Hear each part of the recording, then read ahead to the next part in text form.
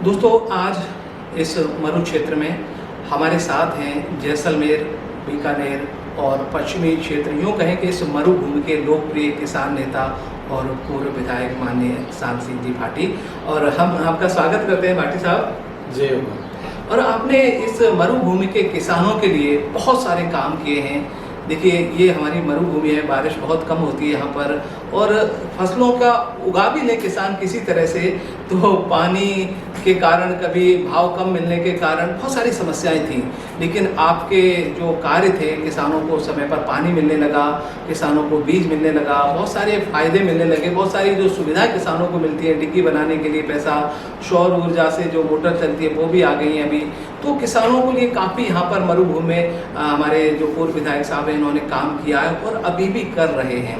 तो आज हम जानते हैं कि अभी भी किसानों के लिए कितनी कमियां रह गई, किन परिस्थितियों में किसान भाई हमारे खेती कर रहे हैं, कितनी समस्याएं, उनका समाधान कैसे होगा। तो भाटी साहब, सबसे पहले हम आपसे जानते हैं कि हमारे जो किसान भाई इस मरु क्षेत्र में खेती करते हैं, उनको परेशानी क्या क्या आती है, कैसी कैसी दिक्कतें आती हैं। आप तो एक खुद भी किसान रहे हैं। देखिए, किसान हकीकत में जैसलमेर ज़िला, हमारे राजस्थान कैनाल जो नहर आई, इसका टैल पे जैसलमेर ज़िला बसा हुआ है। और आखिरी नाम किसी का होता है तो आखिरी नाम तो आखिरी है। लेकिन जैसलमेर ज़िले के किसान, एक जैसलमेर ज़िला नहीं बसा हुआ है यहाँ पे, नहरी क्षेत्र में राजस्थान के विभिन्न ज़िलों के काश्तकार यहाँ आके ज़मीनें अलॉटमेंट ली है। विशेष अलॉटमेंट है, सामान्य अलॉटमेंट है।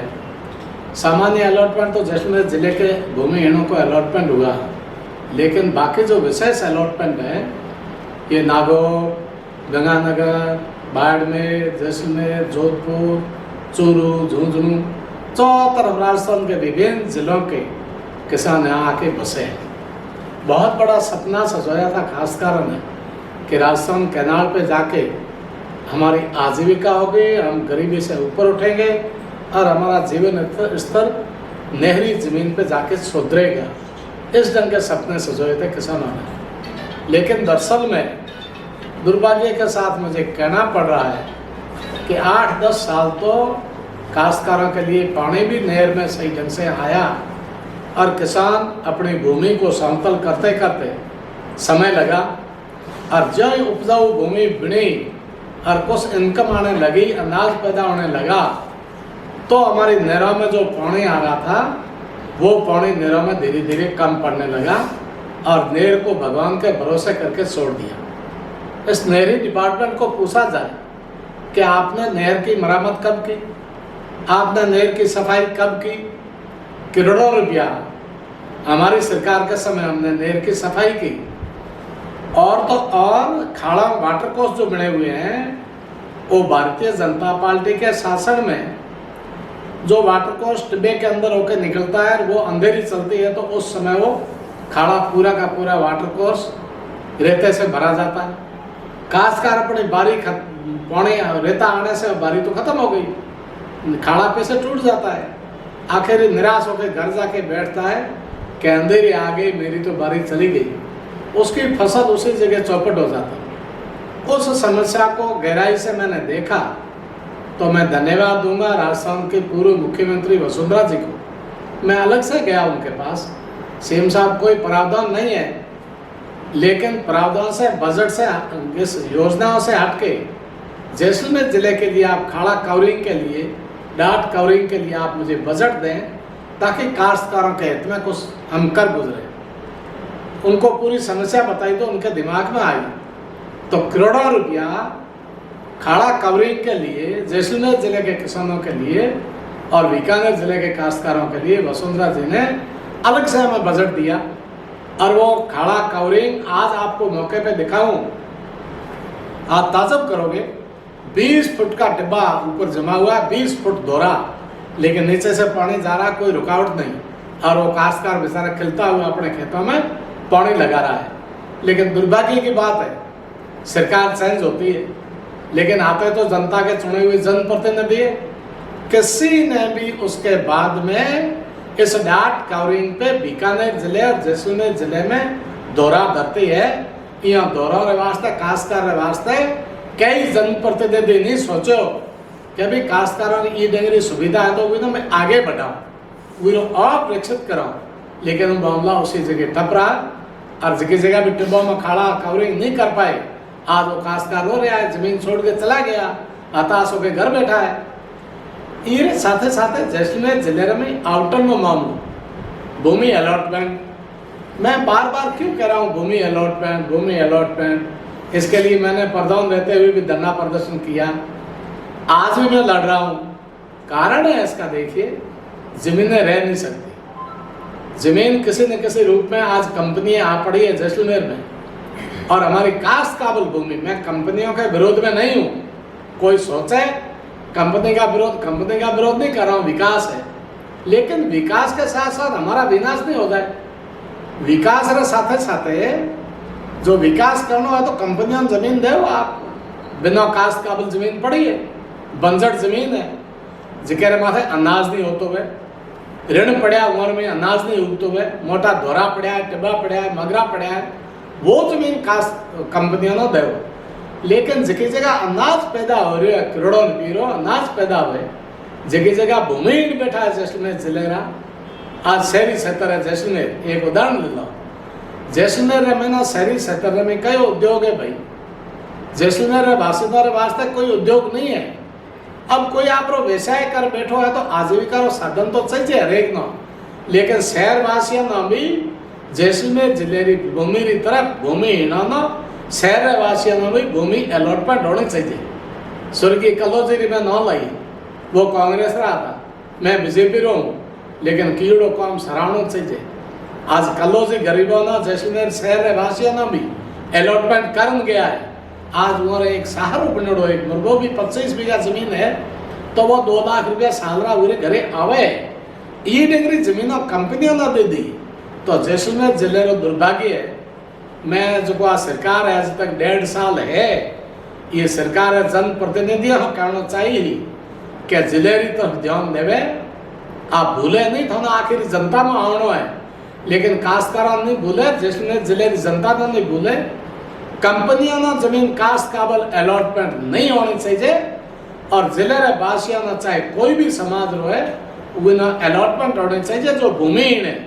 और जमीन जगह ना 50 बीघा बिरौनी 25 बीघा नेरी अगर अलॉटमेंट होगी तो मैं दावे के साथ कहूँ कि वो 50 बीघा महीना कदे बरसात होती रहे, अनाज पैदा हुए, वो आजीविका साधन बन जाए और वो गरीबी की रेखा ऊपर उठेला। ये हमारी सोच रही है। अब बार मैं बताऊँ आप ना, हमारा कल लेटर पड़े है, एक है 20-21 दिन तक धरना दियो कि भाई ये जमीन कंपनियों ना अलॉटमेंट नहीं करन, लोगों ना स्थायी लोगों ना अलॉटमेंट की जाए।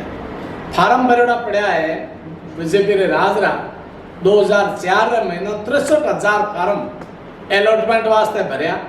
पूरी बाद में सरकार आई है, जनप्रतिनिधि आया है, कई इधर ध्यान नहीं दियो।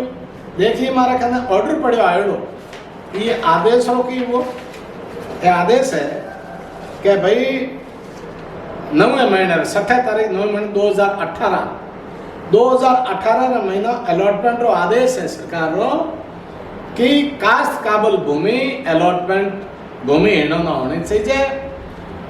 सड़क है, स्कूल है, आबादी है, गोचर है, पशुधन को ध्यान में रखते हुए, पशु चारा का छोड़ते हुए शेष जमीन बचोड़ी है उन्हें अलॉटमेंट की जाए। ये आदेश है इस तारीख का।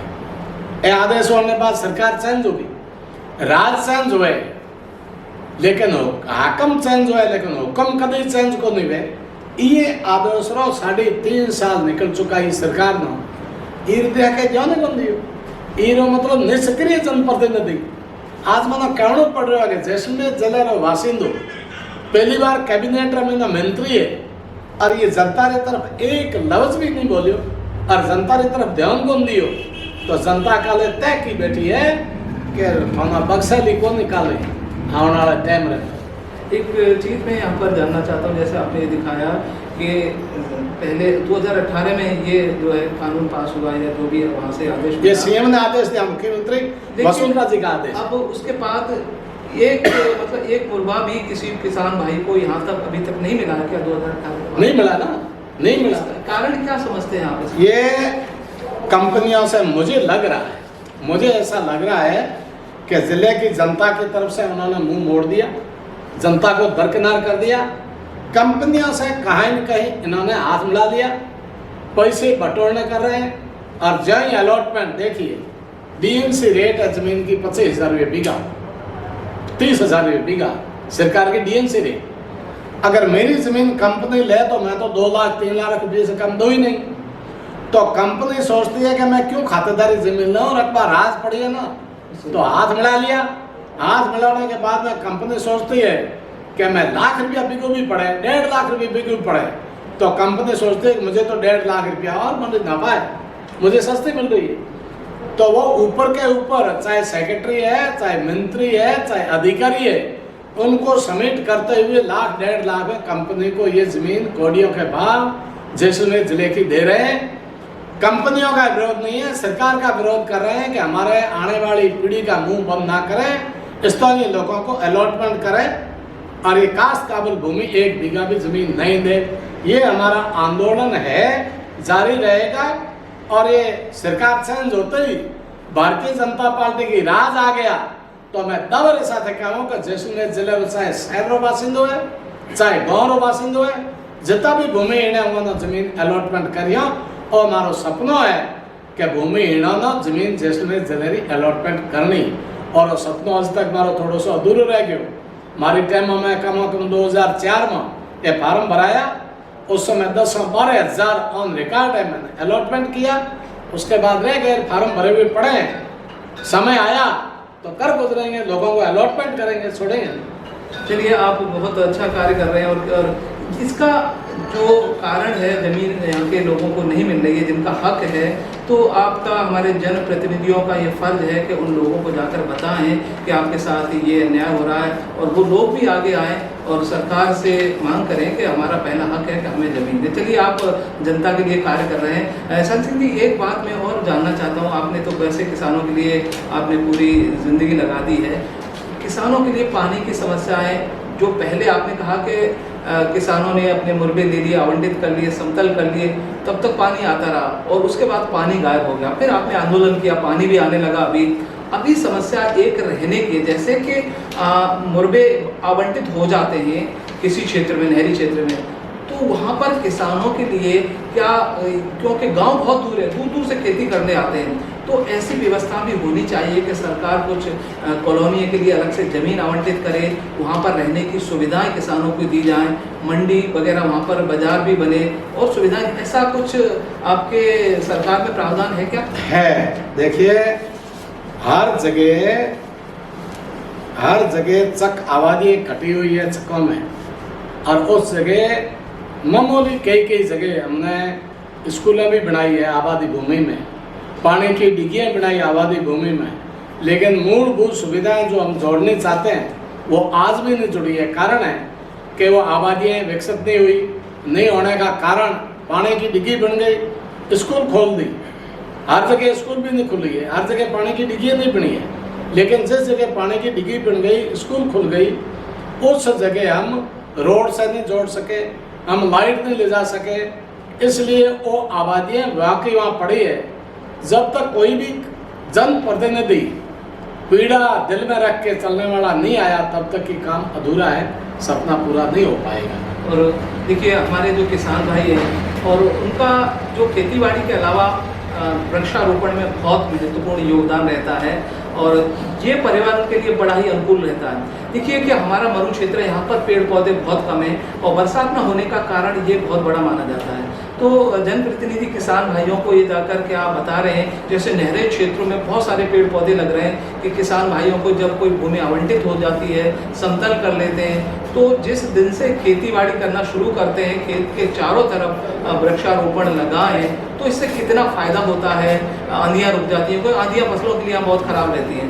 तो आप क्या सोचते हैं कि कितना वृक्षारोपण का कार्य जैसलमेर में हुआ है, और आने वाले समय में ऐसा जो कि बहुत पेड़ पौधे यहाँ पर बहुत हो सकते हैं क्या? सही आपने पूछा, सही कहा है। जैसलमेर जिला हकीकत में ये आंधियों का जमावड़ा इस जगह ही है ज़्यादातर, लेकिन मैंने तो सही पूछो तो मैंने तो मेरे कार्यकाल में हर जगह वन विभाग का जो ये करोड़ों रुपये, एक दफ़े भैरू सिंह शेखावत की बात सुनाऊँ आपको, तो शेखावत साहब ने कहा कि जब मैं कागज़ों की तरफ ध्यान देता हूँ तो पैसे और धरती के ऊपर बिछा दूँ तो कोई कमी नहीं, लेकिन मैं ज़मीन के ऊपर नज़र डालता हूँ तो पेड़ मुझे ध्यान नहीं आ रहे। मेरे कार्यकाल में मैंने खेजड़ी के पेड़ लगाने की ठान ली थी, और हर जगह जहाँ भी वन विभाग की मीटिंग में गया हूँ, चाहे जिला परिषद की बैठक में आया हूँ, उस जगह भी मेरा हमेशा सुझाव रहा है कि ज़्यादा से ज़्यादा खेजड़ी लगाई जाए जैसलमेर में। और जिस जगह जिस क्षेत्र में खेजड़ी है उस जगह बरसात अधिक होती है। नागौर जिले में डीडोना, मेड़ता, तो खेजड़ियों का कारण। तो जैसलमेर जिले में अगर शुरुआत हुई है तो आप पूछ लेना, मेरी टाइम ही हुई है, और आप जाओगे तो नहर के पास आप 15 वर्ष पहले की बात करूँ, 20 साल पहले की, तो नहरों के जगह जगह खेजड़ियाँ लगी हुई है। वो शुरुआत ही मैंने उसी टाइम की है, और ज़्यादा से ज़्यादा खेजड़ियाँ लगनी चाहिए। मैं तो हमेशा काश्तकारों को कहता हूँ कि अपने खेतों के तरफ ये बावड़ लगाते हैं, वन विभाग को पूछा जाए कि बावड़ लगा के क्या संदेश दे रहे हो। उस जगह हमारा घास ही नहीं होता, जिस जगह बावड़ लग गया उस जगह अनाज तो क्या घास ही नहीं होता है, और जिस जगह खेजड़ी है उस जगह अनाज लगाओ, आपको खाद देने की जरूरत नहीं। खेजड़ी का इतना खाद गुणकार है कि 4 गुनी फसल होगी उस जगह। तो किसान तो अभी तय करके बैठा, मेरा तो प्रयास है कि किसानों के खेतों में ज़्यादा से ज़्यादा खेजड़ियों के वृक्ष लगे। हाँ, एक बात मैं और भी, देखिए आपने जब खिचड़ी इतनी महत्वपूर्ण है हमारे मरुभूमि के लिए, तो खिचड़ी लगाई जाए तो खिचड़ी के नीचे अनाज भी उग जाता है, आपने अच्छी बात बताई। लेकिन यहाँ नहर के किनारे जब नहर बनी तो बहुत सारे जो हम कहते हैं जिसको यूकेलिप्टस या सफ़ेदा के पेड़, वो बड़े ही नुकसानदेह हैं और वो पानी को सोख लेते हैं। उसके आसपास जैसे बावड़ियों के नीचे नहीं होता, कुछ भी नहीं होता है। तो क्या जब नहर बनी इन लोगों को मालूम नहीं था कि अगर हम इसकी जगह खिचड़ी लगा देंगे तो हमें पर्यावरण के लिए कितना उपयुक्त होगा, बारिश भी इससे शुरू हो सकती है। तो ये लोग जो रिसर्च नहीं करते हैं, क्या पहले इस मरुभूमि के लिए जनप्रतिनिधियों से बात नहीं करते हैं, यहाँ के जो लोकल निवासी होते हैं उनको ज़्यादा जानकारी होती है। तो जो लगाए गए ना, ये मैं देख रहा हूँ सफेदे के पेड़ बहुत सारे, तो उस समय जो आए थे तो क्या स्थिति थी, क्या पता नहीं था इनको?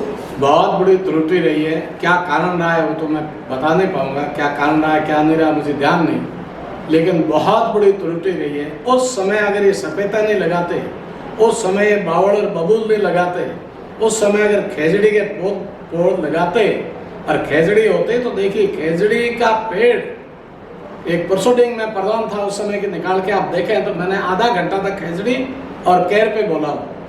खेजड़ी के ऊपर जो सौंगरी होती है वो 700 रुपया पर केजी अभी बिक रही है, 700 रुपया। इतनी महंगी सौंगरी, कुछ देने की जरूरत नहीं। खेजड़ी को एक दफ़ा लगा दो और 3 साल बाद में वो सौंगरी देने लगती है। बीकानेर में एक काजरी वालों ने नया खेजड़ी तैयार की है, उसका वर्ष छोटा सा, 3 सालों में वो सौंगरी देने लग जाती है। वो खेजड़ियाँ लगाने की चेष्टा मैं तो मेरी तरफ से जैसलमेर जिले में जिस जगह भी जाता हूँ, जिला कलेक्टर है चाहे कोई जनप्रतिनिधि है, सबसे हाथ जोड़ के विनती करता हूँ। और मैं तो आपके चैनल से भी कहना चाहूँगा कि ज़्यादा से ज़्यादा प्रचार प्रसार खेजड़ी का हो, कैर का हो। कैर का क्या भाव है देखिए आप, गरीब आदमी आज कैर चुन रहे हैं, बच्चे छोटे छोटे, और वो जाके रोड पे खड़े होते हैं, 1 किलो 50 रुपये 100 रुपये देते हैं 1 किलो के। इस ढंग के कैर है, सौंगरी है, ये शरीर के लिए भी गुणकार है और एक औषधि के रूप में भी हमारे जिले में वरदान सिद्ध होगा। देखिए हमारे जो जनप्रतिनिधि होते हैं उनका कार्य यही होता है कि यहाँ के बारे में उनको बहुत सारी जानकारी होती है, और जब भी यहाँ जैसे हमारी मरुभूमि है, यहाँ के लिए विकास कार्य मंजूर हों तो हमारे यहाँ के जनप्रतिनिधियों से सलाह करके यदि कार्य किया जाए तो वो सफल होता है। और ऐसे ही कई कार्य सांसद जी ने आज बताए, वो किसानों के लिए कितने महत्वपूर्ण हो सकते हैं। एक जिक्र किया जो खेजड़ी का, खेजड़ी कितनी महत्वपूर्ण है, कैर कितना महत्वपूर्ण है। रेगिस्तान में ऐसे बहुत सारे वनस्पतियाँ पाई जाती हैं जो पर्यावरण के लिए तो अनुकूल है ही, साथ ही किसानों के लिए आय का साधन भी बन सकती हैं। तो मरुभूमि को हम बंजर मान लेना मैं कतई उपयुक्त नहीं समझता हूँ कि मरुभूमि में उगने वाले पौधे सिर्फ, और वो बहुत कीमती होते हैं, और ऐसा कहा जाता है कि आयुर्वेद की मेडिसिन में भी उनका उपयोग होता है और बारिश को भी आकर्षण करते हैं, किसानों की आय भी बढ़ाते हैं। तो सांची सिंह जी, आज आप आए और इस मरु क्षेत्र के विकास के बारे में आपने बहुत ही अच्छी जानकारी दी। हम आपका बहुत बहुत धन्यवाद करते हैं। धन्यवाद सर, आपका भी बहुत बहुत धन्यवाद। Thank you. तो दोस्तों, अभी आप देख रहे थे वॉइस ऑफ जैसलमेर। ऐसी और भी वीडियोस देखने के लिए आप सब्सक्राइब कीजिए हमारे चैनल वॉइस ऑफ जैसलमेर।